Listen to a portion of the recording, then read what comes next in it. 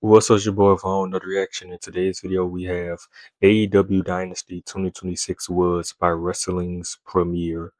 AEW is taking a massive shit on WWE, and they have for a while. And you know it's still gonna be them like WWE corporate dick riders. Some WWE still clear AEW and viewer count. The AEW can't even get 1 million live viewers. Gang, WWE will always be the bigger company. Wrestling isn't mainstream anymore. It ain't. Wrestling's not a mainstream thing anymore. Like that still don't mean AEW not better. So WWE just better because they get 1 million live viewers and AEW don't. Like AEW's Dynasty. So this event has had some hype to it, mostly due to the main event. AEW makes wrestling you can actually watch on live TV. Like you could sit down and watch AEW Dynamite on TV and be entertained. Which is of course Kenny The last couple of SmackDowns been trash. The last couple, I ain't gonna. It been a couple good Raws, but Omega and MJF for the AEW World Championship. I can't say I was like jumping. I understand y'all not Triple H. What is you dick riding WWE? Like y'all not just be wrestling fans. Y'all not wrestling fans. Like I'm tired of niggas just hating on what is AEW even about. Like again, you're not a wrestling fan. You're just a WWE dick rider. Like For Joe, it's like this will give me a great event because like, I'm a wrestling fan, bro. I like wrestling. Like I don't care what it is, New Japan, AEW, like. Revolution was something else as it relates to the matches. Revolution is one of AEW's best pay-per-views in recent memory, and I wasn't really expecting this to follow up on it in a groundbreaking or tremendous way. But with that said, let's not waste time. Let's get into it. Okay, the first match on the show was between the Young Bucks and Konosuke Takeshita and Kazuchika Okada. I don't need to mention that half of the roster is in the Don Callis family. You already know that. There's still tension between these two as it relates to Takeshita and Okada, and the Bucks are of course always on the same page, so this would work into their advantage. That's the story. Callis is trying his very best to minimize the drama between them, and in the early parts of the match, it was so far so good. Even Don Callis found some time in getting his hands on the Bucks, but Okada and Takeshita actually put their differences aside for once and worked as a way better tag team than the Bucks. Okada at some points was enjoying himself too much. There's some great offense in the Bucks in the comeback stage. Both teams were very into each other. At least that's what it looked like. Very exciting stuff from Matt and Nick Jackson here, but Okada and Takeshita were able to weather the storm. Wonderful sequence, which leads, of course, to the best drop kick in the business. And also, I just want to say, the action was non-stop. The ref didn't care about the tags at this point. The fans were loving it. Okada and Takeshita weren't going to be able to be buddy-buddy just yet. They had plenty of moments throughout this that proved that they still don't like each other, or they're trying to motivate each other. Although I believe Okada's up to no good. They accidentally hit their moves on each other, and when it came down to it, Takeshita allowed for the Bucks to wrap it up and have Kazuchika Okada take the loss. Now this match is good as a standalone, but what helps is that everyone knows that Okada and Takeshita were going to get into it. It was a slow build, and they actually had their issues. Not Don Callis, not Andrade ripping his pants off were going to save their team. Action-wise, it's very fast. Takeshita, to me, is the star of this match. He looked like an assassin of every style during this match. Add to that, there was moments where he looked like an unstoppable powerhouse. Overall, an enjoyable battle that solidifies that the match between those two is very soon. Okay, Chris Jericho faces Ricochet, so he's finally back. Ricochet still can't cut a promo to save his life. I just seen a clip of that nigga, a promo of him. It's been a while since we've seen Jericho in an AEW ring. I believe since that dramatic Bandito battle. At least the last time we saw him in ring. He's back now, and instead of relying on a new character to get him over, like the learning tree and all that, he decided to go back to the basics, the list of Jericho. I don't know how much of an intention Jericho made to return to WWE, but I'm certain they have a retirement obsession to feed Gunther, so looking at it from his perspective, why would he want to retire now? And the fans were jumping shot and you still got it after an arm drag, which is funny. Plenty of banter and jokes from Jericho here, and one thing I noticed here was that Chris Jericho was desperate to prove he's capable. And while he's old and slow, the fact that the sequences don't work with his speed is another issue. You know, Chris Jericho, niggas just doing this shit because they for the love of the game. They just love wrestling.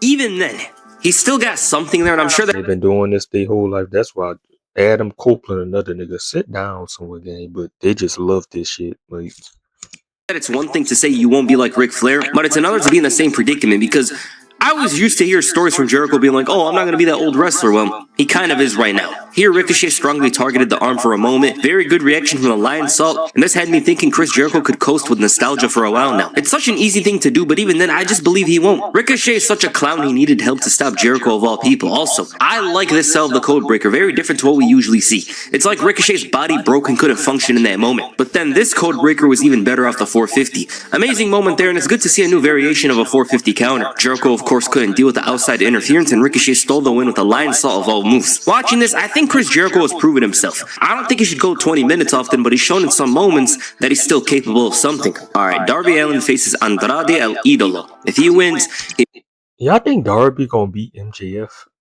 and win this. Nah, I don't see it. Like, I don't know. Nah, bro, Darby so small. That's why he gotta do all that daredevil stuntman shit. Cause the nigga so small, the nigga can't pick nobody up. Like, he earns a shot nigga my size. Like, at the AEW World Championship. Now, dating back to 2022, I always imagined that Darby Allin would be the one to dethrone MJF. It's too natural and logical, especially for real, Darby Allin dethroning MJF. Darby Allin. We gonna see. with how further If he doing, I don't know how to feel about that. I don't think I would like that. That's just me though.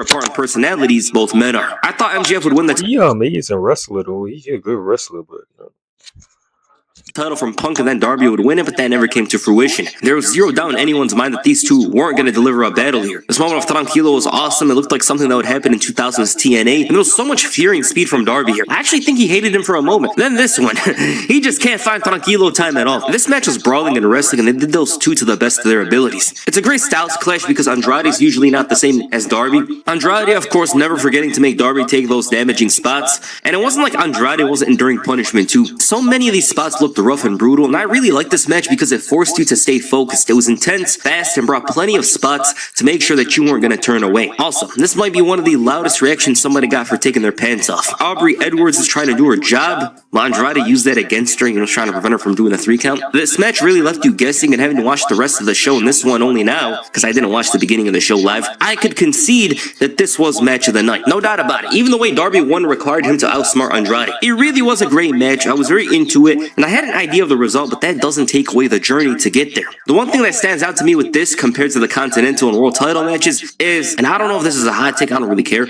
I feel like the vision of this was fulfilled to the maximum. Respect from Andrade was shown to Darby Allin.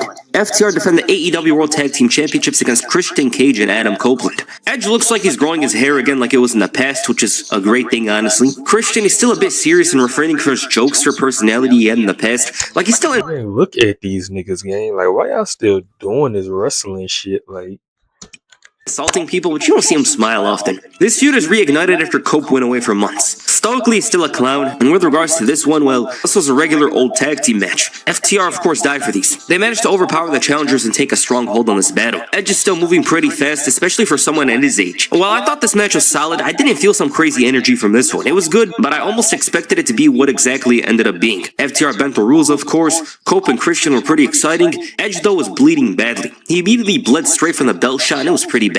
They did the most AEW spot by having Christian throw Stokely to break the fall, only to cause problems between them. Big near fall and a brutal pile driver from Cash Wheeler. Poor Christian. This match once again proved that FTR knows no ends, but also showed that Adam Copeland is damn near close to being Superman. But FTR managed to stop him and win convincingly. A good match. I didn't like it too much, but this was an important win for FTR. It looked super convincing, and the match is the one I enjoyed more than their all-out one. If I remember correctly, that had more theatrics and drama, whereas this one was more like an old-school tag team match mixed with the fast-paced style of nowadays. Tommaso Ciampa and Rush featuring the Casino Gauntlet match for the vacant TNT Championship. Ciampa's been having a great run in AEW so far. He's been killing it, and you can see the I would love to see him win the AEW championship. level of hunger in him. This guy looks like he's here to fulfill his contract to the fullest extent. Now, this was full of the AEW mid-card scene. We got a great mix of action here. Some lucha. How old is that nigga? But that nigga look older than what he is. I don't even know how old he is with that fucking all white beard.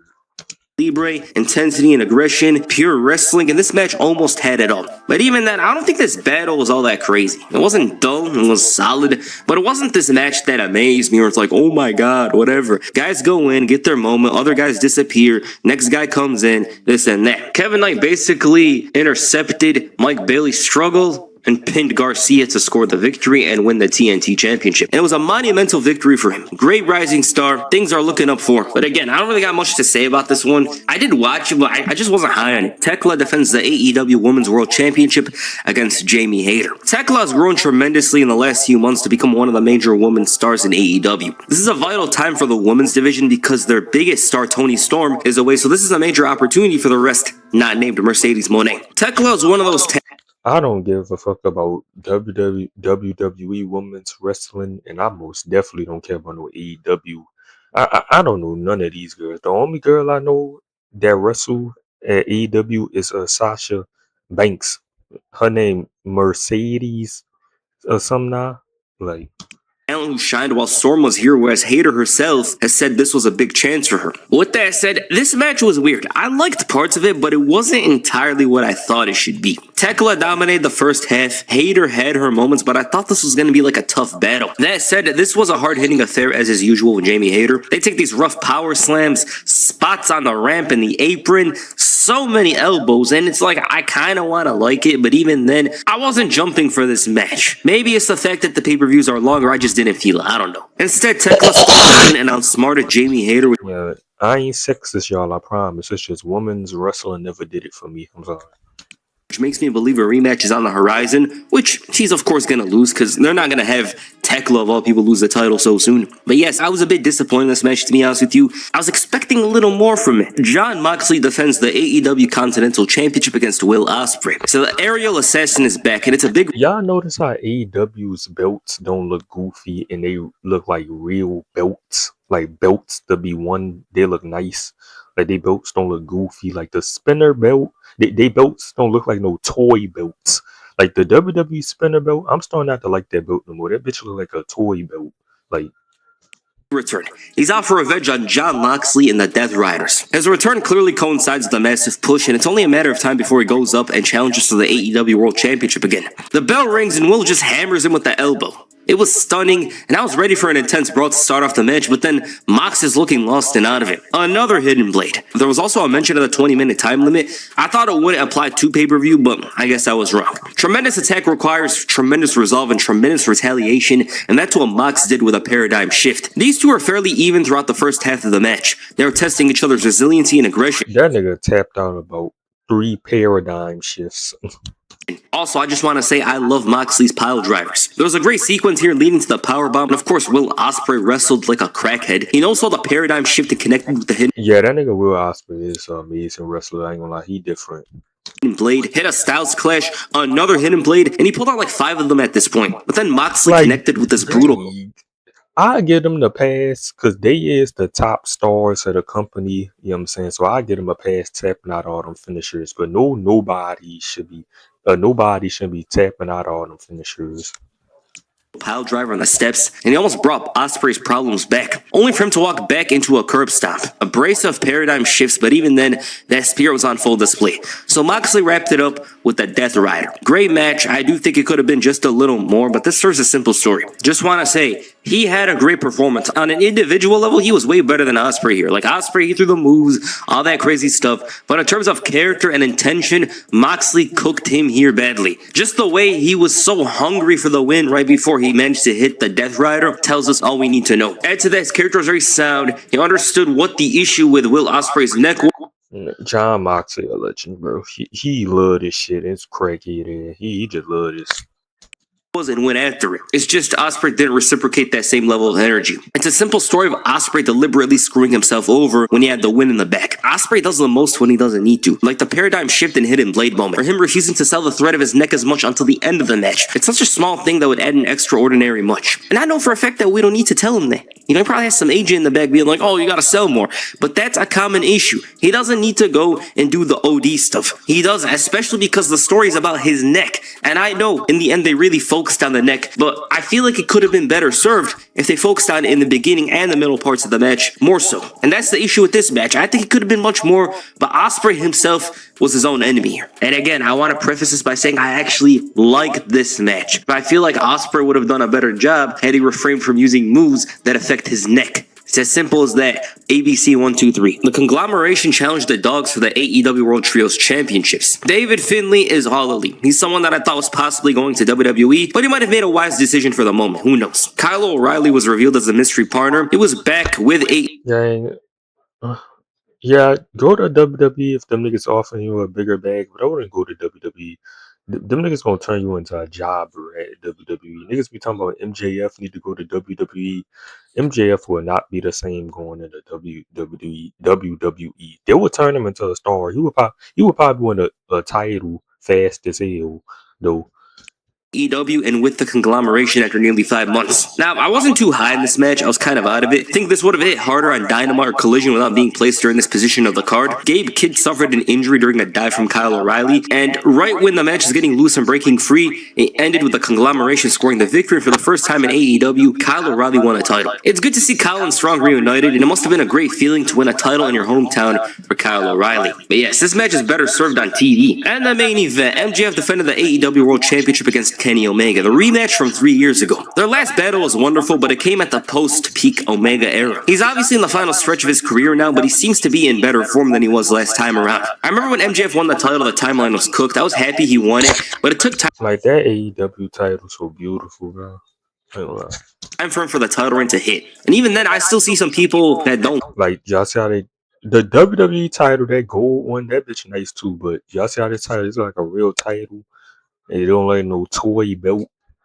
Like it. But with that said, let's talk about the match. This was a very back and forth match, solely set up for the explosive finish. MJF was constantly getting his ass beat, but at the same time finding ways to avoid disaster. Also, it was super long. It was nearly 40 minutes, which I honestly don't think it needed. I know a bunch of you loved it for what it was, but I wish it was shorter. Omega showed tremendous athleticism and resolve throughout this. There was also a table setup, which obviously meant something. I do wish the table was set up at the end of the match as opposed to the beginning, because we all knew that when they set it up in the beginning, it was obviously going to be used. I love this moment here where MJF cut Omega with the cutter, came from out of nowhere. He was also trying to mimic his moves, but of course he didn't have that swagger flashiness. And the match picks up big time. Omega hits a huge one-winged angel off the top rope, which stuns the fans, but he couldn't get to MJF in time. MJF was getting hammered at this point during this match, but even then still managed to give the challenger plenty of problems. MJF was doing so well that arrogance got in his way, and he ended up screwing up badly, leading to the momentum shifting. The fans were really into the battle at this point. The ref took a V trigger, but this didn't stop Omega from connecting with his move, the one-winged angel. Another ref showed up and MJF kicked out, but this was after a long time. A lot of fans were shocked, while I thought to myself,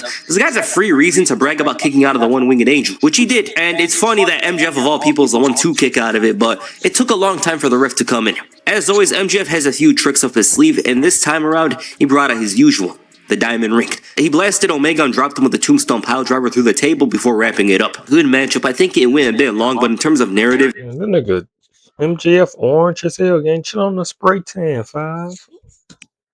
it showed that while MJF was up to no good, he proved to be the real deal in managing to withstand Kenny Omega, but also, he proved once more that it's not about how you win, but if you win. With Omega, he brought all that fighting spirit, but MJF had youth on his side, not to mention some luck and trickery. It does a lot for MJF to overcome Kenny Omega again. It's like the one monkey on his back he had to overcome, but even then, he still has Darby to deal with. And if we're being honest, that's a match to give plenty of attention to, because I sense the possibility of a title change. It could be a short title reign. Like, I'm sorry, gang. Darby should really be in, like, he fought in dry. He should be getting squashed against big guys, my niggas. Like, that nigga should be getting squashed. But y'all, yeah, because I see somebody else on TikTok saying they think Darby gonna beat MGF.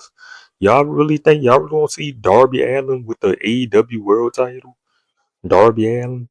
I don't know. For Darby. Hey, bro. Hey, every time he wrestles, the shit do be entertaining. You know, he do be doing some crazy ass shit. He'll be entertaining as a world champion. You know what I'm saying? He gonna do the crazy ass spots, going through tables, glass, or I don't know. Fuck it. Darby or MJF just drifts past him. We'll see. I wouldn't like it, but I wouldn't be mad at it. Fuck it.